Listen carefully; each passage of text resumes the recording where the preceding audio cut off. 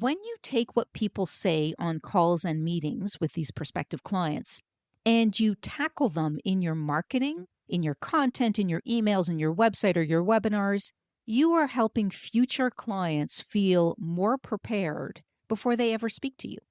And I love this approach because this is not sales pressure. This is simply service. I'm Sylvia Garibaldi, founder and CEO of a well-established marketing training and done-for-you services company, tailored specifically for the modern legal and financial professional worldwide. While it's taken some trial and error to figure out which methods get the best results for professionals who are looking to grow their practices, fast forward to today, my team and I have nailed down and perfected a process that has helped so many of our clients consistently achieve outstanding results and create a legacy for their practices. I created the Serve First, Sell Later marketing podcast to give you simple, actionable, non-salesy, and results-driven marketing to grow your legal or financial practice like so many of our clients have. If you're a lawyer, mediator, financial, or divorce professional who is looking to become highly visible and wants to create a practice that makes an impact, then you're in the right place. Let's dive in. Hello, everyone, and welcome back to episode 107 of the Serve First, Sell Later marketing podcast. I'm your host, Sylvia Garibaldi. So let me start with something that might be happening on your intake calls every single week. They're asking thoughtful questions, they're engaged, they're trying to figure out what the right next step is for them in their situation. And then somewhere in the conversation, you hear a version of this. Oh, I need to talk to my spouse first, or I'm not sure mediation is going to work for us, or I think this feels a bit too expensive for my budget. Or maybe you may hear something like, I'm not sure if this could work for me. I'd like to think about it. And so if you've been doing this work for any length of time, none of this surprises you. You hear the same concerns again and again, not because people aren't listening, but because they're scared, they're uncertain, and they're trying to make a decision that they've never had to make before. Here's what usually happens next. You handle the objection, right? You explain the process, you reassure them, and then you move on to the next call. What you may not realize is this. Those conversations aren't just sales conversations. They are your most accurate marketing data. They tell you exactly what your prospective clients are confused about, what they're afraid of, what they don't yet understand about your role or your process. In other words, these calls are telling you what your marketing should be doing. Let that sink in for a moment, because when that information stays locked inside these one-to-one conversations, all of the pressure lands on the consult call, right? And that's when your calls start to feel heavy. That's when you feel like you're explaining the same things over and over again. And that's when people say, I need to think about this. And then they go quiet. So in this episode, I'm going to show you how you can take what you hear on your intake calls every single week and turn it into clear, helpful marketing, the kind that answers the questions before they're actually asked. So it's not about selling, it's not about convincing, it's about creating clarity, because when people understand the process, your value and what to expect, decisions feel safer. All right, let's dive in. So here's the shift I want you to make as you listen to this episode. Instead of thinking about your calls or meetings with prospective clients as something that you simply move through during the week, I want you to start seeing them as information that you can actually use. So every time you speak with a prospective client, whether it's an intake call, a consultation, an initial meeting in person, they are showing you exactly where they're stuck. And I think when you ask the right questions, they're telling you what they don't understand yet. I hope this is making sense. So they're telling you what they're afraid might happen if they move forward. And they're telling you what feels risky, what feels unclear about the process. So for example, if you're a mediator, you might hear things like, I'm not really sure if mediation will work for us because things are pretty intense right now. If you're a family law lawyer, you might hear, I don't know if I need a lawyer yet or if this is something we can handle on our own. If you work in collaborative divorce, you may hear, I don't want this to turn into a fight, but I also don't want to give up too much. So these questions, or these comments rather, they are not random and they are not unique to one person. So if you were to look back at your last 10 calls or meetings with prospective clients, you're going to see some clear patterns. You would hear the same questions about maybe fees and cost. You could hear the same hesitation around timing and readiness. That's a big one. You might hear the same fear about making things worse or dragging the process out. So these patterns should form part of your content calendar because you do not need to invent topics or guess on what to post about. And you don't need to follow trends or try to sound clever. That's a big one. So many professionals out there, when they start dabbling into marketing, they always want to sound clever. And I think it's not about being clever, it's about being clear about how you can help, because that's all people really care about. So your prospective clients are already telling you, but in their own words, what they need more clarity around. And so I think the reason this kind of content can feel too obvious to you is because you live inside your work every single day. You know the process really well. You know why certain fears are common and how they usually get resolved. And so you also see outcomes that prospective clients can't yet imagine. So they don't have the context. That's what I'm trying to say. So when you take the questions and objections that you hear on calls and in meetings with prospective clients and answer them publicly, and by publicly, I mean maybe your website, your social media content, your emails, your presentations, your phone calls, you are not repeating yourself. You are doing the educational work before the call. Okay? And when people come into conversation with a clearer understanding of what you do, how the process works, and what to expect, those calls will feel very, very different. And you're going to notice that they will feel calmer. They're going to feel much more focused. You're going to feel much more in control of the conversation, and they are much more likely to move forward with your help. And this is how your marketing starts supporting your practice instead of leaving every conversation to carry the full weight of explanation and reassurance. Because the reality is, it's kind of exhausting when we have to repeat the same thing over and over again. And if we can educate and enlighten our clients or prospective clients before they sit down to meet with us, it will make things much lighter.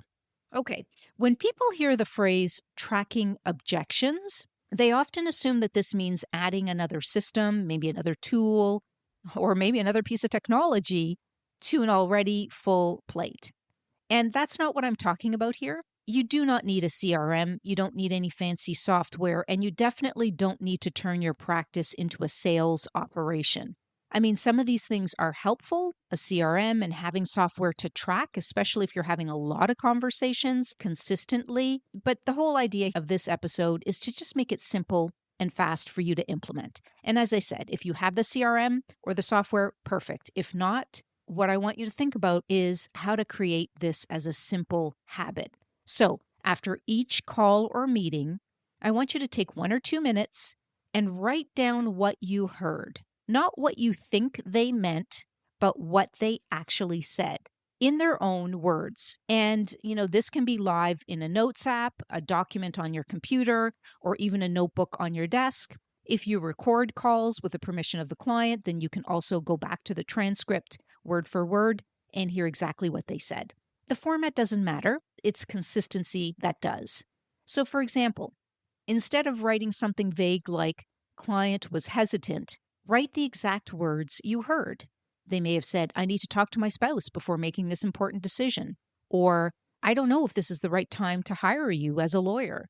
Or, this feels like a really big financial commitment for me right now, and I'm not sure this is in my budget. Whatever the phrase is, these are important phrases that you need to write down in the language communicated by your prospective clients so that you can start to understand and get inside of their minds. So, if you're a family law lawyer, you may notice that many people hesitate around cost, for example, before they fully understand what legal representation actually involves. Or if you're a mediator, you may hear repeated doubts about neutrality and how it works, or whether mediation can work in high conflict situations. Or maybe in collaborative divorce, you may hear concerns about fairness, balance of power, or what happens if we can't come to an agreement. So, again, none of this is random. So, over the course of a few weeks, you're going to start to see the same phrases showing up again and again as you start to track these. These repeated phrases are your signals because they are telling you where your marketing needs to do more of the explaining before the actual call. And I want to stress something here. You are not collecting this information so you can handle objections better in the moment. You're actually collecting it so you can reduce how often these objections show up at all. I hope that's making sense because when you take what people say on calls and meetings with these prospective clients and you tackle them in your marketing, in your content, in your emails, in your website, or your webinars, you are helping future clients feel more prepared before they ever speak to you. And I love this approach because this is not sales pressure. This is simply service. And over time, this simple habit does something really important. Your calls become less about explaining from scratch and more about deciding whether working together is the right fit. And I think this is exactly where you want those conversations to be. So once you start noticing patterns in what prospective clients say on calls and in meetings, I think the next important question is, okay, but what do I actually do with all of this information? And this is where marketing starts to feel much simpler, I believe, anyway, because each objection that you hear is not a problem to overcome. It's actually a topic waiting to be explained further in more detail and in plain language. So let's walk through what this could look like in your practice. So, for example, if you are a family law lawyer and you hear something like, I'm not sure I need a lawyer yet, that is not a cue to push harder on a call. That's a cue to create content that explains calmly and clearly where legal advice is helpful, when it might not be necessary yet, and how people typically decide. Okay. So this could become a blog post about the early stages of, let's say, separation and when legal guidance matters. It could take the form of a LinkedIn post explaining common moments when people wait too long to get advice. And, there are billions of people on LinkedIn. These are people that have the income to afford your services. And there are many people on LinkedIn who are lurkers, meaning they will never post and they will never comment on your post, but they are reading and they are reading ferociously. They are paying attention and they are scrolling and reading to become as educated as possible. So, this is why something like a LinkedIn post can actually really, if you do this consistently, can help you spread that message. Another example is an email that helps people understand their options without pressure, right? So these emails should be pre-written. You should have them where all you have to do is copy and paste the process that you're going to explain to them because you've thought it out and you don't have to rethink it and spend a half an hour writing that email. If you're a divorce mediator, you could hear something like, I'm not sure whether mediation is going to work because we're not really getting along. So I can't see how it will work. And so this is just another invitation to explain how mediation can work in high conflict situations, what that structure looks like, and what safeguards are in place. So that explanation, once again, could show up as a video. Maybe you post a short video explaining how mediation supports difficult conversations. Another great place is to put it in the FAQs of your website, answering the question, is mediation only for amicable couples? Or it could be a webinar that walks people through the mediation process step by step. If you are a workplace mediator, I think the objections sound a little bit different, but the principle is still the same. So you might hear things like HR or talent development is really worried that this can escalate things, or leadership wants this handled quietly, or we don't want to make the situation worse.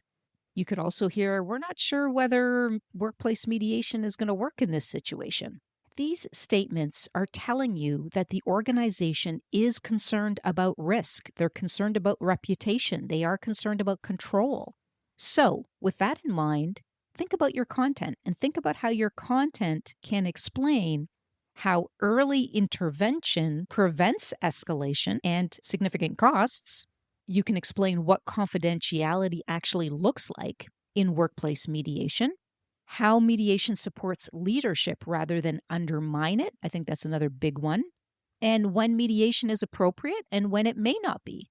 So, once again, this should definitely take the form of a LinkedIn post because workplace mediation, you're going to find your ideal target audience, a lot of companies on LinkedIn. So, you definitely want to post there and any other social media that you may use regularly and post about the cost of maybe unresolved conflict in organizations. We talk about this a lot when we write social media for our clients, and it's a big one. Like early intervention is significant. It can have a significant impact to the finances of companies. So that's why you will see a lot of companies do engage in workplace mediation.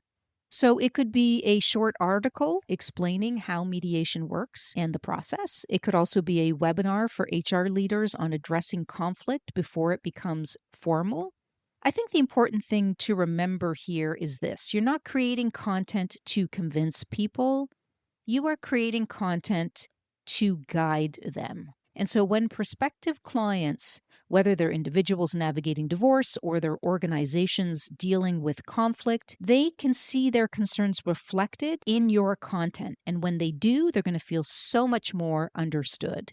And when people feel understood, they are far more likely to take the next step. And over time, this approach changes the nature of your calls and your meetings. So instead of spending the first half of the conversations explaining what you do, you can spend your time talking about fit, next steps, and whether working together makes sense.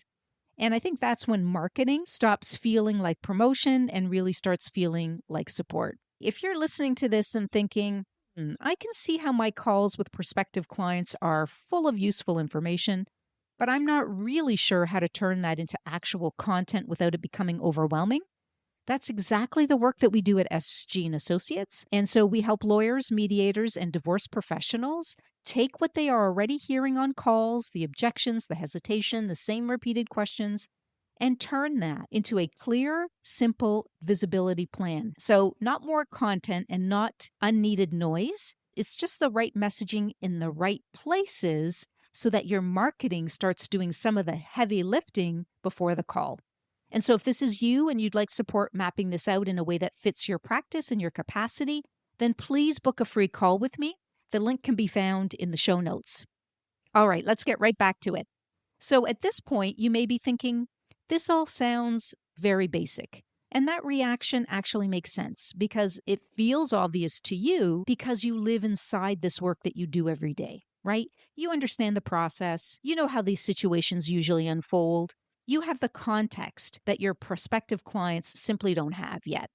And so when someone says, I'm not sure whether mediation will work for us, you already know that what they're really worried about is whether the process can hold difficult emotions. So when someone says, this feels expensive, you understand the long-term cost of unresolved conflict or prolonged litigation or workplace disruption. Or an organization says, we don't want to make this worse. You already know that doing nothing often makes things worse over time. However, your clients don't know this yet. They are coming to you at the moment when they are super overwhelmed, they are uncertain, and they're really afraid of making the wrong decision. So when you answer these questions publicly through your content, through your emails, your website, it can feel repetitive or even unnecessary to you. But for them, it can be the very first time someone has explained this situation to them in a calm, grounded, and neutral way. And in my experience, this is one of the most important mindset shifts in marketing for professionals because your job is not to impress people with how much you know. People are going to stop coming into calls with you looking for reassurance. They start coming to you looking for alignment. The conversation shifts from, you explain this to me? To, okay, how do we start working together? Is this the right fit for us right now? And this shift reduces pressure on everyone involved. So your calls really are going to start to feel less draining.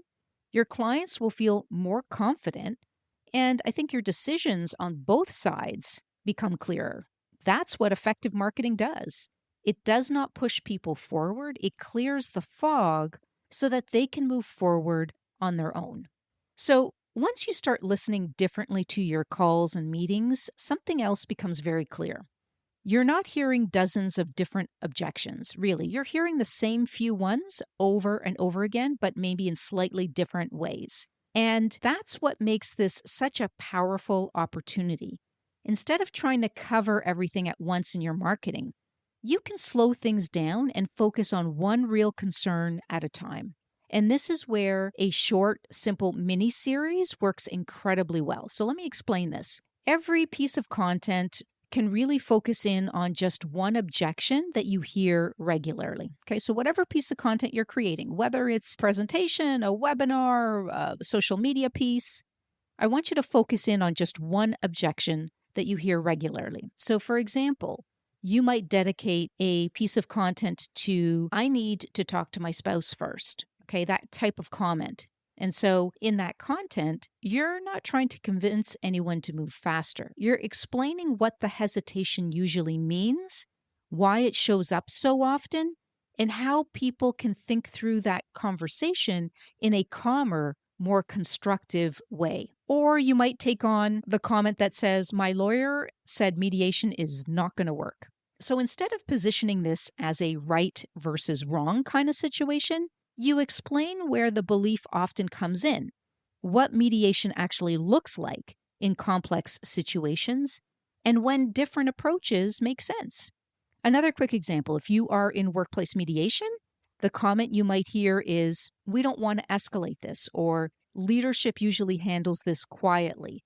And so this becomes an excellent opportunity to explain how early informal intervention actually reduces escalation and it protects confidentiality. So in each of these pieces of content, you're actually doing three things. First, you are naming the objection in a clear, familiar language so people immediately recognize themselves in it. Second, you are explaining what the objection usually means underneath the surface, whether it's fear, whether it's uncertainty, could be risk management, or just lack of information. And third, you are showing how clearer messaging and better education can address that concern long before that call ever happens. And I think this approach works because it feels respectful. You're not correcting people. You're not telling them where they're wrong. You're helping them understand something that they've never had to think about before. And I think over time, it's this type of content and messaging that builds trust quietly.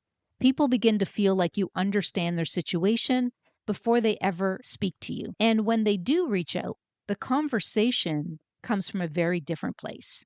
So I want to close this episode by really grounding us in on one simple idea here. What you've been hearing today, it's not a content strategy. Okay, I want to be clear about that. This is a way of thinking about what you do. So when you use your calls and meetings with prospective clients as the foundation for your marketing, you stop guessing what people need to hear, and you stop trying to sound clever or too polished, and you stop feeling like marketing is something separate from your real work. Instead, your marketing becomes an extension of the conversations you're already having. And so you start answering real questions, you're naming real fears, and you are explaining real processes in a way that helps people feel steadier and more informed. And that's what the serve first, sell later process actually looks like in practice. So you're not creating content to chase visibility, and you're not creating content to reduce confusion, and you're not really trying to persuade people to move faster. You're helping them make decisions that feel safer and more grounded. And whether you work with families navigating separation, couples considering mediation, or organizations trying to address conflict before it escalates, the principle is really the same. When people understand what you do, how the process works, and what to expect, everything changes. Your calls will feel lighter, your conversations are going to be much more focused, and the people who move forward do so with much more confidence. So the next time you finish a call or a meeting, instead of moving on to the next task, I want you to pause and ask yourself, what were they worried about? What didn't they understand yet? What question did they ask that you haven't heard before? And that answer is not something to fix on the next call. It's something to explain publicly, calmly, and most importantly, consistently, so that the next person feels a little less overwhelmed before they ever speak to you. And I think that's how marketing becomes much more supportive instead of feeling stressful. Thank you for tuning in today. If you found this episode helpful, I'd love to hear from you. Please send me a message or share your biggest takeaway. And please, if you haven't already, make sure to subscribe to the podcast so that you don't miss future episodes packed with actionable strategies to grow your practice. See you in the next episode.